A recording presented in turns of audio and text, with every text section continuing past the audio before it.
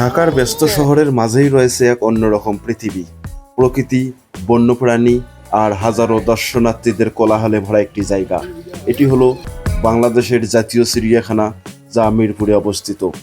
আজকের ভিডিওতে আমরা ঘুরে দেখব বাংলাদেশের সবচেয়ে বড় চিড়িয়াখানার ভেতরের পরিবেশ, প্রাণীদের জীবনধারা, দর্শনার্থীদের অভিজ্ঞতা এবং এই চিড়িয়াখানার ইতিহাস।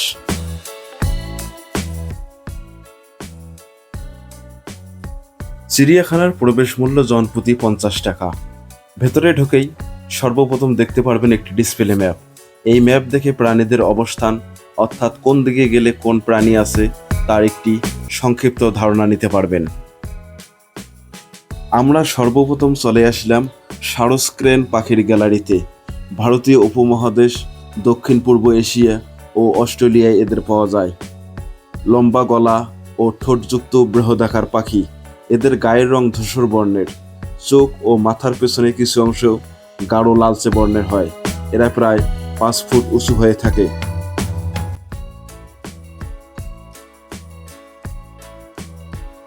সারস-ক্রেন পাখির পাশেই আছে হাড়গিলা। বাংলাদেশ, ভারত, মায়ানমার, নেপাল, ভিয়েতনাম ও থাইল্যান্ডে এদের পাওয়া যায়। নদী, খাল, বিল ও হাওড় অববাহিকায় এদের সবচেয়ে বেশি দেখা যায়। এরা বক পরিবারের অন্তর্ভুক্ত। এদের উচ্চতা প্রায় 5 ফুট পর্যন্ত হয়ে থাকে। এখন যে পাখিটি দেখতে পাচ্ছেন এটি হচ্ছে কালো বক। বাংলাদেশ, ভারত, পাকিস্তান, নেপাল ও মায়ানমারে এদের পাওয়া যায়। এদের গায়ের রং সাদা ও কালো মিশ্র বর্ণের। এদের মাথা ও গলার রং চিকচিকে কালো। এরা ঠোঁট দিয়ে জোরে শব্দ করতে পারে। এদের উচ্চতা 129 থেকে 150 সেন্টিমিটার পর্যন্ত হয়ে থাকে। চলে আসলাম চিত্রা হরিণের গ্যালারিতে। বাংলাদেশ ও ভারতের সুন্দরবন অঞ্চলে এদের পাওয়া যায়। হরিণ সমূহের মধ্যে চিত্রা হরিণ দেখতে সবচেয়ে সুন্দর। এদের সারা শরীরে উজ্জ্বল লালচে বাদামি রঙের উপর সাদা কালো গোলাকার দাগ আছে। পুরুষ হরিণের একজোড়া শাখাযুক্ত শিং থাকে। এরা দলবদ্ধ হয়ে বসবাস করে ও দ্রুত গতিতে দৌড়াতে পারে।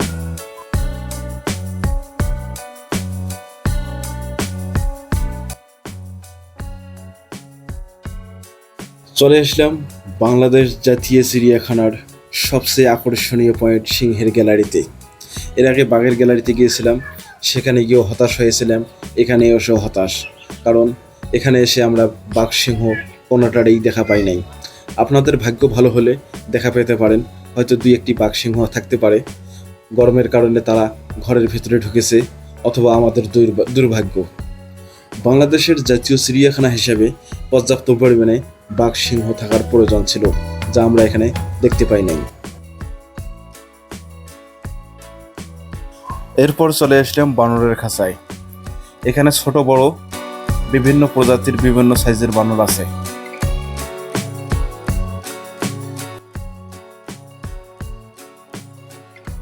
চলে আসলাম অজগর সাপের গ্যালারিতে।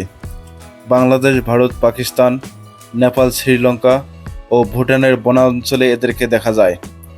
এরা পাহাড়ি বনে, আর্দ্র বনভূমি, তৃণভূমি ও জলপূর্ণ এলাকায় বসবাস করে। এরা ভালো সাঁতার কাটতে পারে এবং ভালোভাবে উঁচুতে উঠতে পারে। এদের দেহের মধ্যভাগ তুলনামূলকভাবে মোটা ও মাথা ও লেজের দিকে সরু। এরা লম্বায় 8 থেকে 10 ফুট পর্যন্ত হয়ে থাকে।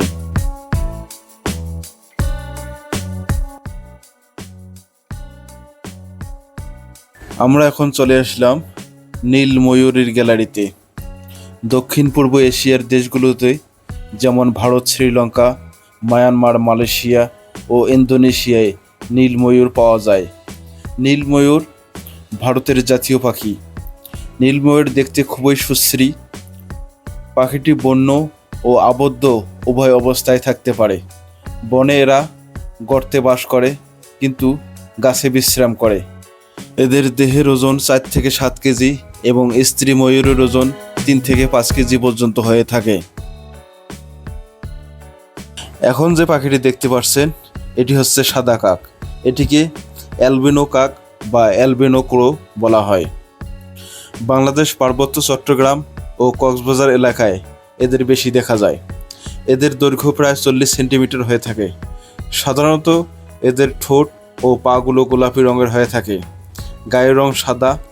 এরা কীটপতঙ্গ, টিকটিকি, সরীসৃপ প্রাণী, পাখির ডিম ও শস্য কণা ইত্যাদি আহার করে।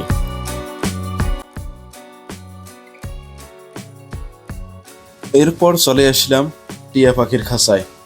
এখানে টিয়া, ময়না, ঘুঘু, ক্রোকোডাইল সহ বিভিন্ন প্রজাতির পাখি আছে, যেগুলোকে খালি চোখে ঠিকমতো দেখা গেলেও ঘন নেটের কারণে ক্যামেরায় এদের দৃশ্য ধারণ করা কঠিন ছিল। তাই আমরা এই পাখিগুলো সম্পর্কে আপনাদের বিস্তারিত জানাতে পারলাম না।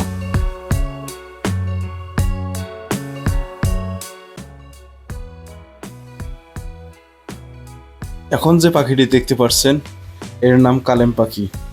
এদের গায়ের রং নীল ও বেগুনি হয়ে থাকে।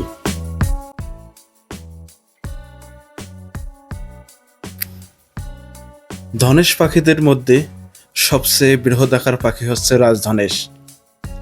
পাহাড়ি বনাঞ্চলে সবচেয়ে এদের বেশি দেখা যায়।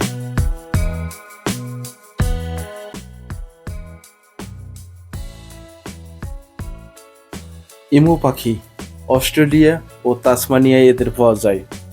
উচ্চতার মানদণ্ডে পৃথিবীর দ্বিতীয় বৃহত্তম পাখি। ইমু পাখি উড়তে পারে না। ইমু পাখির পাশেই আছে উট পাখি। দক্ষিণ পূর্ব এশিয়ার দেশসমূহে এদের পাওয়া যায়। পাখি হওয়া সত্ত্বেও এরা উড়তে পারে না। পুরুষ পাখি আকারে বড় ও এদের গায়ের রং কালো। স্ত্রী পাখিগুলো ধূসর বর্ণের। এরা উচ্চতায় 3 মিটার পর্যন্ত হতে পারে।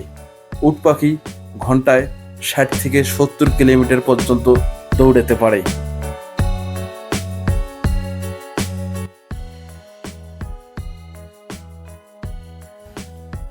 জিরাফ আফ্রিকা মহাদেশের মধ্যাঞ্চল, পূর্বাঞ্চল ও দক্ষিণাঞ্চলে এদের পাওয়া যায়।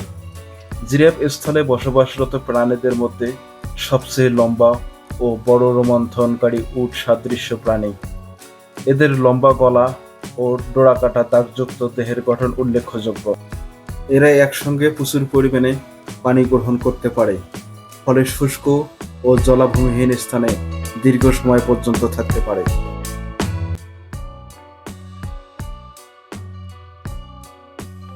জেব্রা সুদান, সোমালিয়া, জাম্বিয়া ও দক্ষিণ আফ্রিকায় এদের পাওয়া যায়। দেখতে অনেকটা ঘোড়ার মতো। এদের পিঠের উপর দিক থেকে পেটের নিচের দিকে সাদা কালো দাগ থাকে। প্রজাতির উপর ভিত্তি করে দাগের ভিন্নতা থাকে। মাথা থেকে দেহ পর্যন্ত 2.15 থেকে 2.75 মিটার লম্বা এবং লেজের দৈর্ঘ্য 0.5 মিটার। দৈহিক ওজন 250 থেকে 405 কেজি পর্যন্ত হয়ে থাকে। জাতীয় চিড়িয়াখানার ভেতর শিশুদের বিনোদনের জন্য আছে শিশু পার্ক। এখানে ছোট এবং বড়দের জন্য কিছু দোলনা আছে দোল খাওয়ার জন্য, এবং ছোটদের জন্য আছে একটি ট্রেনের রাইড এবং আরেকটি আছে মেরিগো রাউন্ড, যার টিকিট মূল্য 40 টাকা।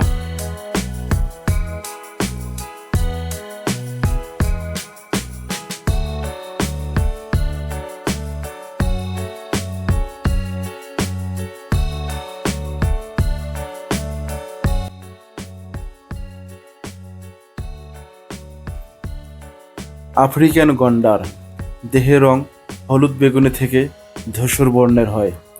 ওজনে এরা প্রায় 1600 থেকে 2400 কেজি পর্যন্ত হয়ে থাকে। শরীরের তুলনায় পা ছোট থাকে। স্থলভাগের প্রাণীদের মধ্যে সবচেয়ে বড় প্রাণী হলো হাতি। এরা উচ্চতায় 3.5 থেকে 6.5 মিটার পর্যন্ত হয়ে থাকে। এদের দৃষ্টি অপেক্ষা ঘ্রাণ শক্তি প্রখর। আমরা এখন প্রবেশ করব জাতীয় চিড়িয়াখানায় প্রাণী জাদুঘরের ভেতর। এখানকার টিকিট মূল্য মাত্র 10 টাকা, যেখানে বিভিন্ন প্রাণীর সংরক্ষিত নমুনা রাখা হয়। এখানে পাখি, মাছ, সরীসৃপ, স্তন্যপায়ী প্রাণী সহ নানা ধরনের জীবজন্তুর কঙ্কাল, চামড়া ও মডেল প্রদর্শন করা হয়। বিভিন্ন প্রাণীর গঠন, জীবন ধারণা ও বৈশিষ্ট্য সম্পর্কে সহজেই জানতে পারে। এটি শিক্ষামূলক ও বিনোদনমূলক দুই দিক থেকেই গুরুত্বপূর্ণ।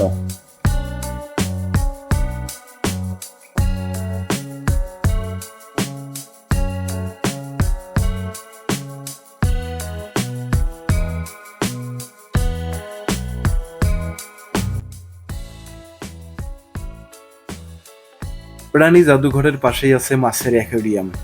এখানে বিভিন্ন প্রজাতির, বিভিন্ন রঙের, বিভিন্ন ধরনের মাছ আছে। অ্যাকোয়ারিয়ামের ভেতরের পানিগুলো অস্বচ্ছ থাকায় মাছের দৃশ্য সুন্দরভাবে ধারণ করতে পারি নাই।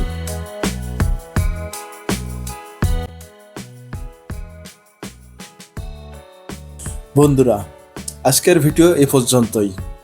দেখা হবে আবার নতুন কোনো ভিডিওতে। সেই প্রত্যাশায়, সকলের সুস্থতা কামনায়, আল্লাহ হাফেজ।